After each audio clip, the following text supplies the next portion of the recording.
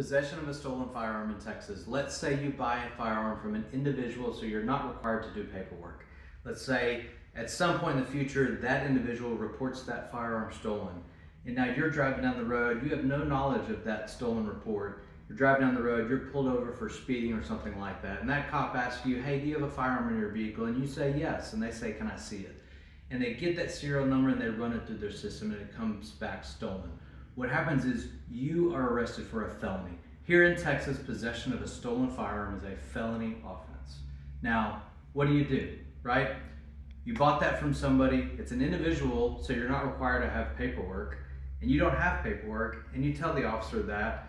They go ahead and continue to take you to jail. They send that to the DA's office. It gets filed in court as a felony charge, and you have to go through the process. So what you need to know is if you are buying a firearm from an individual, so we're talking about not a store or licensed dealer. If you're buying from an individual, whether you know them or not, get paperwork. You're not required to file it anywhere. You don't have to give it to the government, but get paperwork for your own records.